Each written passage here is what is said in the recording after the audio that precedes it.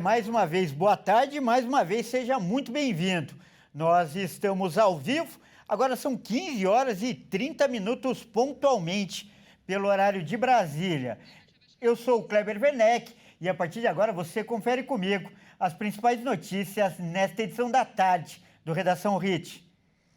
E nós vamos começar essa edição falando ao vivo do estádio do Corinthians, em Itaquera, na zona leste de São Paulo, onde acontece hoje um grande jogo, a primeira partida da final da Copa do Brasil entre o Corinthians e o Vasco da Gama. A Maíra Anjos e o Bruno Buenos Aires estão por lá e vão trazer agora as informações para a gente ao vivo. Boa tarde, Maíra. Boa tarde, Bruno. Sejam muito bem-vindos. Boa tarde, Kleber. Boa tarde a todos que estão nos assistindo. Pois é, a gente está aqui em Itaquera, na frente da Neoquímica Arena, onde vai acontecer esse grande confronto entre dois grandes do futebol, Corinthians e Vasco. Aqui tá uma chuvinha, tá frio, então se você for vir assistir o jogo aqui no estádio, é bom trazer um casaco e uma capa de chuva para se prevenir.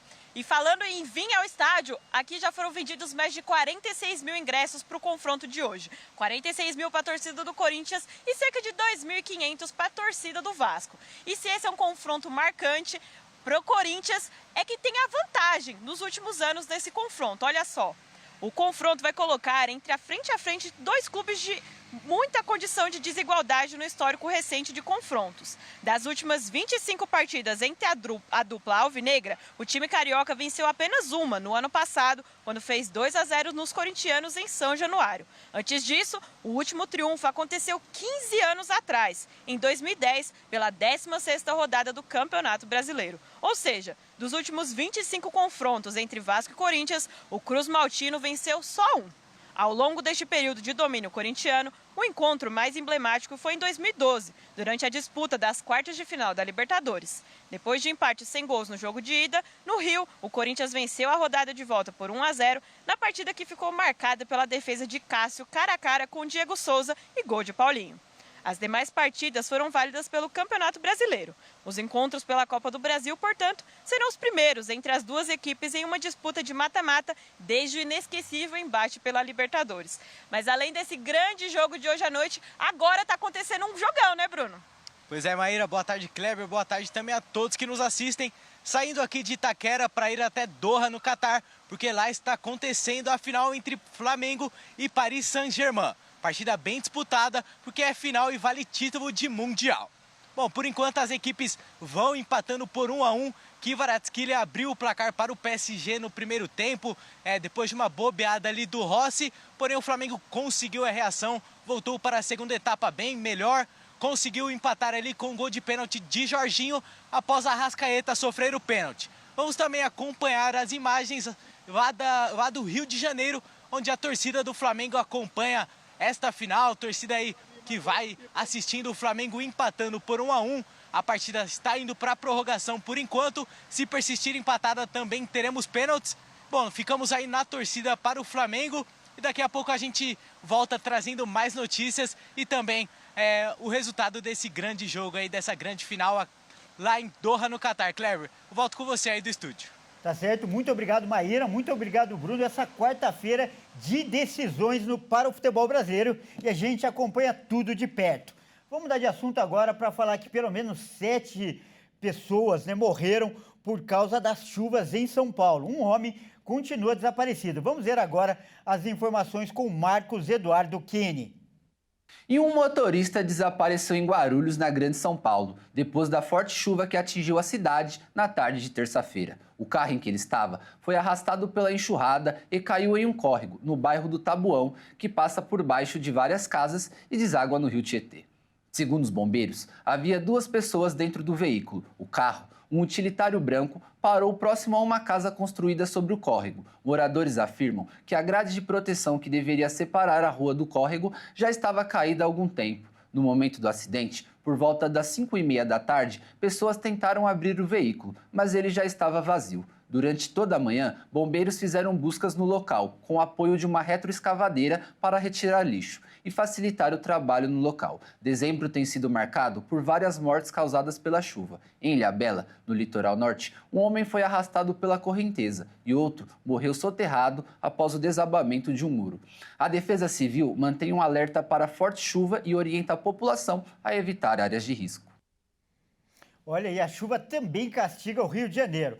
Passageiros de um ônibus ficaram ilhados por causa do temporal e tiveram que ser resgatados por um bote, com um bote salva-vidas. Vamos ver agora com Anderson Nascimento. Os passageiros de um ônibus precisaram ser resgatados de bote no meio de um alagamento na rua Camaipi, em Campo Grande, na zona oeste do Rio de Janeiro. O caso aconteceu durante a madrugada desta quarta-feira, quando uma frente fria chegou trazendo muita chuva. Os bombeiros usaram uma embarcação para tirar 14 pessoas de dentro do coletivo. Os moradores da mesma rua contam que as casas ficaram alagadas. Trabalhadores tiveram que mudar o caminho para o trabalho devido à paralisação de trens e desvio de ruas inundadas. A cidade do Rio entrou às 6h45 da manhã no estágio 2, de acordo com o Centro de Operações e Resiliência. Esse é o segundo nível de uma escala de 5 que indicam o impacto ao cidadão e sinaliza que os moradores devem ficar atentos às ocorrências com possibilidade de agravamento. O tempo mudou por causa de uma passagem de uma frente fria. O Climatempo alerta que todo o estado deve ter volumes de chuva que podem chegar aos 100 milímetros em 24 horas e até ultrapassar essa marca, no caso de alguns municípios da região serrana. Petrópolis já está em alerta extremo. Em apenas uma hora choveu cerca de 60 milímetros. A Defesa Civil emitiu alerta às 7h29 da manhã e a prefeitura local suspendeu as aulas municipais e fechou o centro histórico. Imagens impressionantes circulam nas redes sociais mostrando a força da enxurrada. Além da chuva, a previsão é de rajadas de vento de até 70 km por hora ao longo de todo o dia. As temperaturas não devem ultrapassar os 25 graus.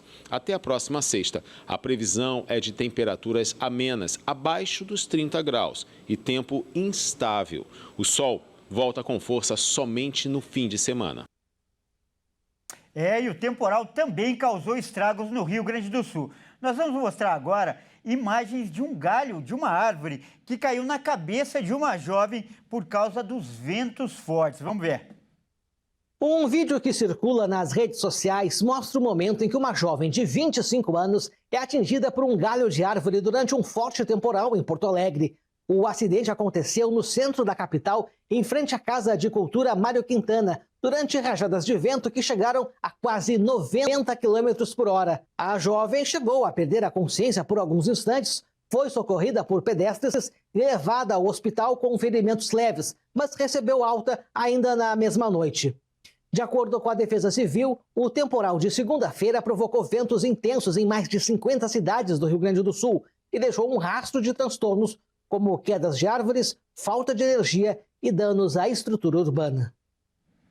E a previsão ainda indica chuva forte em 13 estados e também no Distrito Federal a partir de hoje. O sistema, que já trouxe temporais para o Sudeste, vai canalizar agora para o Norte e o Centro-Oeste do país. A formação de um corredor de instabilidade se estende ao norte e centro-oeste, levando temporais para a Amazônia e aos estados de Mato Grosso do Sul e Mato Grosso. Com isso, a previsão de chuva forte no norte do Paraná, em São Paulo, Rio de Janeiro, sul do Espírito Santo, Minas Gerais, Mato Grosso do Sul, Mato Grosso, Goiás, Tocantins, sul do Pará, Rondônia, Amazonas e Acre. Segundo o Instituto Nacional de Meteorologia, nessas regiões os volumes de chuva devem ficar entre 50 e 100 milímetros, com possibilidade de ventos intensos de até 100 km por hora. A chegada da frente fria já causou fortes temporais em São Paulo, e a capital paulista chegou a entrar em estado de atenção por causa da chuva forte. Agora, os estados do Rio de Janeiro, sul do Espírito Santo e sudeste de Minas Gerais devem ser os mais atingidos pelas tempestades. O INMET alertou que os acumulados de chuva podem superar os 100 milímetros diários e há grande risco de alagamentos e deslizamentos de encostas. No Rio de Janeiro, a atenção deve ser redobrada para a previsão de chuva expressiva, com potencial para alagamentos e deslizamentos de terra, especialmente na região serrana. O risco de temporais também se estende para áreas de Minas Gerais, especialmente para o sul e para a zona da Mata Mineira. A chuva pode ser intensa com fortes rajadas de vento e raios. No sul do país, a passagem da frente fria já provocou temporais no início da semana e o destaque agora é o frio fora de época, já que estamos nos aproximando do verão. Bom, vamos mudar de assunto agora para fazer o nosso giro de repórteres pelo país e saber o que é notícia nesta quarta-feira. Olha só, uma imagem chocante que vem lá do Rio de Janeiro. Uma advogada ficou com o rosto deformado após fazer um procedimento estético. Vamos ver novamente com o Anderson Nascimento. Um procedimento estético realizado no consultório de uma cirurgiã dentista resultou em 12 dias de internação e deformações no rosto da advogada Eloá Teixeira Carneiro Lins, de 56 anos. Cíntia Erkerk Brito, a odonto que realizou o procedimento, foi indiciada e no início de dezembro denunciada pelo Ministério Público pelos crimes de lesão corporal grave e lesão corporal gravíssima. A paciente diz que os problemas começaram já no dia seguinte à cirurgia, o inchaço e hematomas no rosto. Ao entrar em contato com a profissional, ela teria dito que a reação era normal e queria passar. A cirurgiã dentista chegou a cobrar R$ 200 por drenagem para ajudá-la. Uma dentista vizinha alertou Eloá de que algo estava errado e a levou para o hospital Rios d'Or, onde ela descobriu que corria risco de vida devido aos ferimentos causados pelo procedimento. Enquanto estava internada, Cíntia teria visitado Eloá 2 vezes e afirmado que os problemas estavam relacionados a uma intercorrência. Quando a advogada pediu o dinheiro de volta, ela recebeu um contrato informando que o valor gasto seria devolvido, mas a vítima não poderia falar sobre o caso. O Ministério Público concluiu que a conduta de Cíntia revela dolo eventual e um padrão de comportamento perigoso para outros pacientes, solicitando assim a indenização mínima de R$ 200 mil à vítima. Também foi pedida a suspensão imediata da atuação da profissional em procedimentos de harmonização facial até o julgamento final da ação penal. O procedimento realizado foi a plastimoplastia, também chamada de lipo de papada. Foi executada no dia 25 de novembro de 2024. Procurada, a dentista disse através da defesa que acompanhou o ocorrido, prestou suporte e acreditava que a situação havia sido resolvida adequadamente e afirmou que vai recorrer da decisão judicial. Uma nota conjunta dos Conselhos Regional e Federal de Odontologia esclareceu que a plastimoplastia não está incluída na lista de técnicas reconhecidas para harmonização orofacial e que o tema está sendo avaliado sob aspectos técnicos e jurídicos pelos órgãos. E olha, uma jovem de 22 anos entrou para a história da Marinha do Brasil ao se tornar a primeira mulher a concluir o curso de operações no Pantanal. Vamos ver os detalhes com a Elisa Lorini.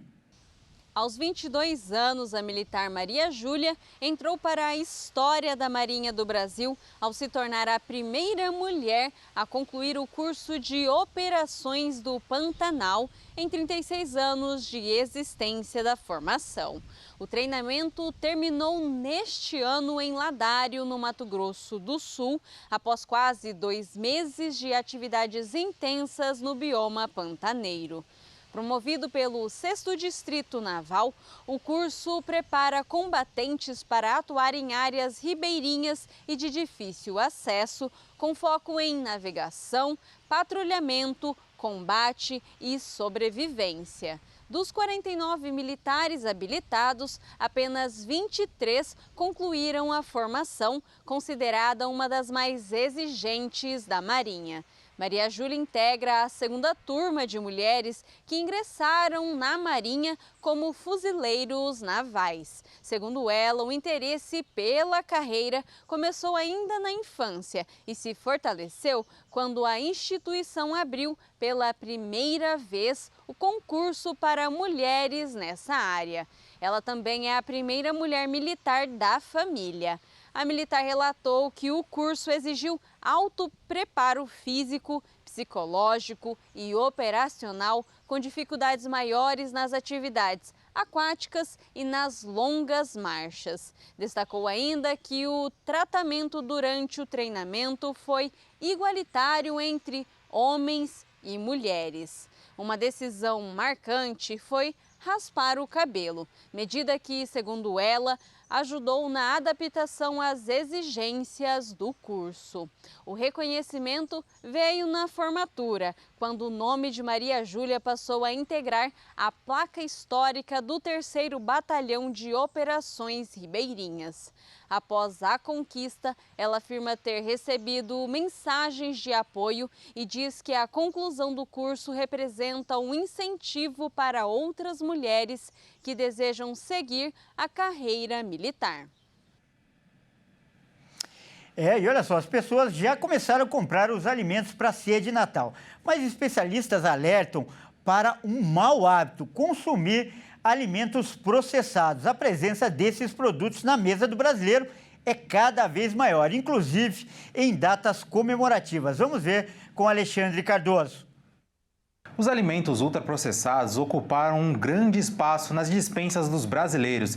Isso acontece mesmo já tendo comprovação científica de que esses alimentos são prejudiciais à saúde. Prova disso é uma pesquisa recente que indica que os ultraprocessados representam quase 50% das compras dos brasileiros em supermercados. O levantamento foi feito por uma empresa especializada em ciência do consumo e comportamento de clientes no varejo, que avaliou 770 milhões de transações e 44 milhões de domicílios em todo o país durante o primeiro semestre deste ano. Dos 25 produtos mais consumidos no período, 48% eram ultraprocessados. Caso dos biscoitos industrializados, refrescos em pó, macarrão instantâneo, pães industrializados, sucos de caixinha e salgadinhos. Especialistas apontam que esses dados refletem diversos fatores que vão além da preferência pelos alimentos. Os ultraprocessados são mais baratos e têm longa validade e são encontrados em todos os supermercados. Assim, são mais acessíveis que os alimentos in natura. Além disso, são formulados para serem viciantes, práticos, algo que se encaixa perfeitamente no ritmo da vida das pessoas que estão vivendo. Ao contrário de frutas, verduras e proteínas magras que exigem mais tempo de preparo e acabam sendo uma barreira econômica, social e cultural. Pequenas mudanças podem deixar o fim de ano mais saudável, como priorizar alimentos com poucos ingredientes, frescos e versáteis, como mandioca, frango e peixes. Sair de casa com uma lista e pensar em refeições completas e, principalmente, fazer as compras sem pressa. E como eu disse, essa é uma quarta-feira de decisão para o futebol brasileiro, com jogos lá no Catar pelo Mundial do Interclubes, né, onde o Flamengo está enfrentando o Paris Saint-Germain, e claro, no Brasil, hoje à noite, o Corinthians e o Vasco vão começar a disputa pela Copa do Brasil, a grande final da Copa do Brasil. Então, por isso, nós vamos voltar a falar ao vivo do estádio do Corinthians, que fica em Itaquera, zona leste de São Paulo, onde acontece hoje esse jogão pela grande final da Copa do Brasil. Vamos ver aqui, a Maíra Anjos está lá e o Bruno Buenos Aires. Por favor, quais são as atualizações para a gente, Maíra, Bruno? Novamente, boa tarde, Kleber, boa tarde a todos que nos assistem. Bom, estamos aqui nos arredores da Neoquímica Arena, por enquanto pouca movimentação aqui, tanto de corintianos quanto de vascaínos. Vou pedir agora também para o nosso cinegrafista mostrar um pouco do estádio aqui da Neoquímica Arena, onde a bola vai rolar às 21h30 para Corinthians e Vasco. Primeiro jogo aí, primeiros 90 minutos dessa grande decisão. Bom, ali naquela parte, né, onde vai ficar a torcida do Corinthians, ali naquelas cadeiras, haverá um mosaico. Já teve um mosaico ali também contra o Cruzeiro na semifinal. E bom, falando também um pouco do jogo, as duas equipes vão praticamente completas. primeiros 90 minutos da decisão. Pelo lado do Corinthians, a única dúvida é se Rodrigo Garro e Ranieri se recuperaram, né, de suas lesões e se já começam jogando.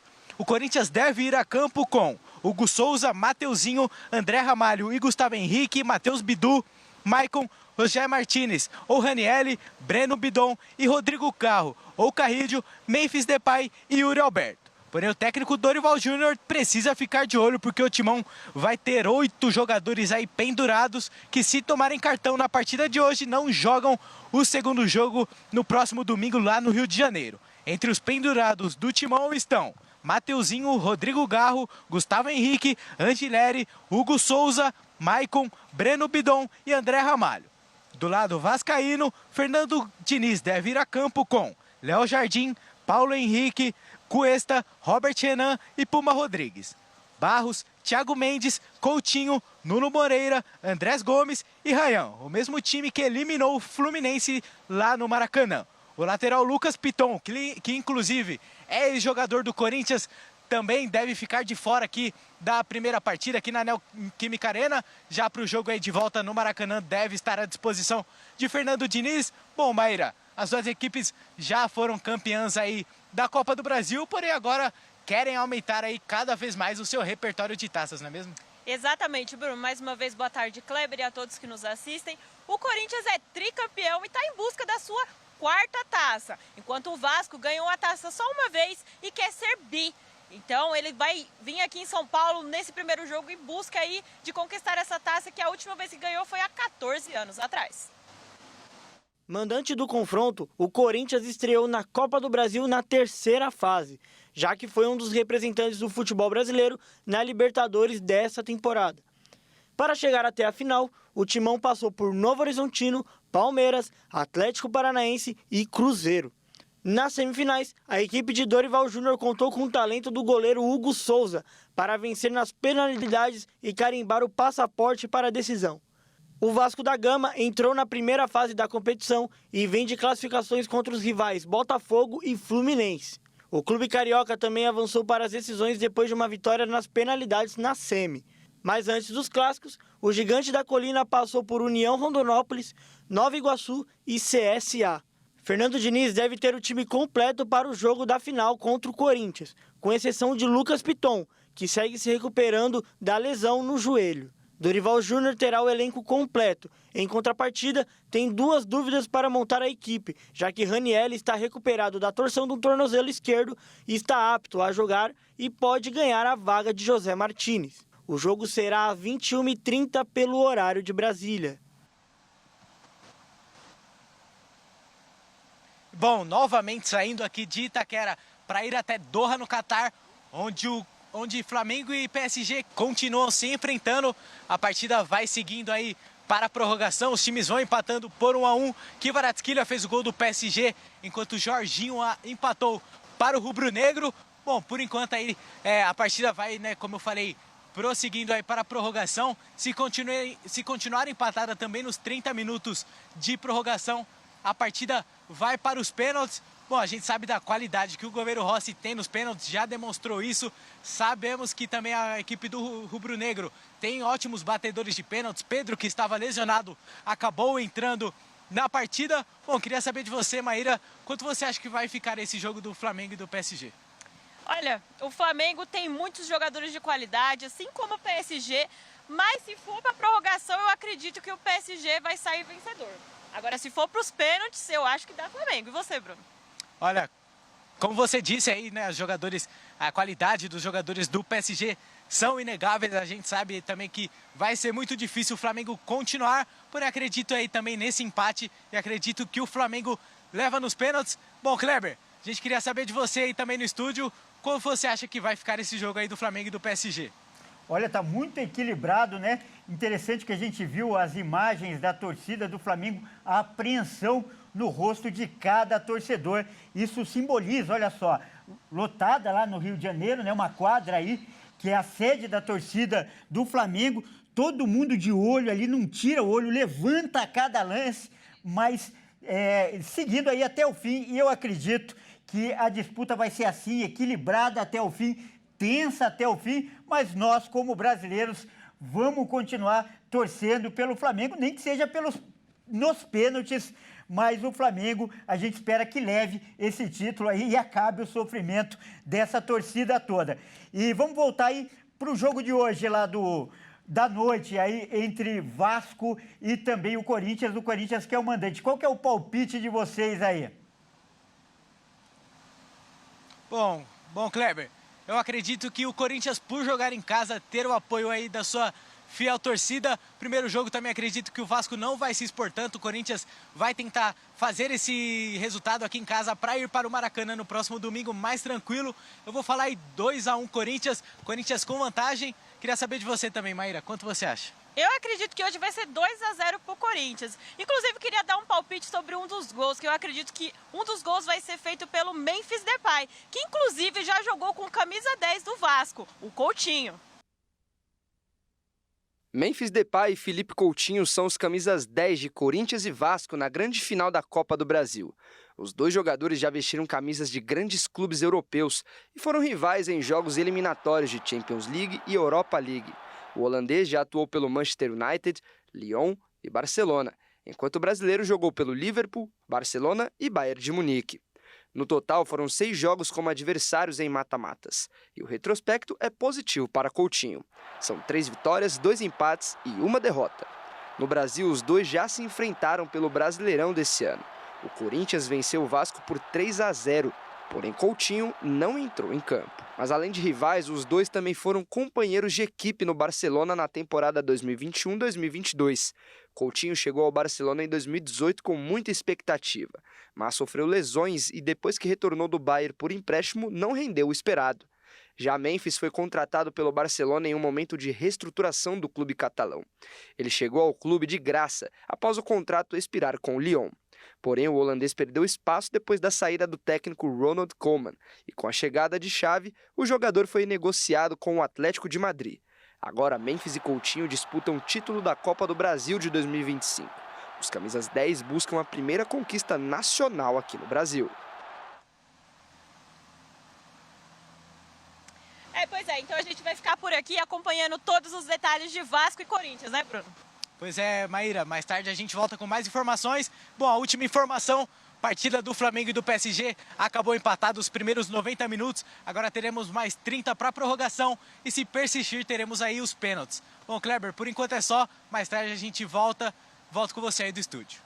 Tá certo, então, quero primeiro agradecer a Maíra, agradecer o Bruno, dar os parabéns aí por essa brilhante cobertura e informar os nossos telespectadores que eles vão continuar lá e no Jornal das 18h30 com o Fernando Jesus, eles vão trazer todas as informações da Copa do Brasil, da decisão entre Corinthians e Vasco e também do jogo do Flamengo contra o Paris Saint-Germain, que está no finalzinho lá no Catar. Então, continue ligado na programação da HIT. Bom, nós vamos ficando por aqui, a edição da tarde. Eu agradeço demais a sua companhia. E você que não é de São Paulo, fique agora com a sua programação local. Ótima tarde e até mais.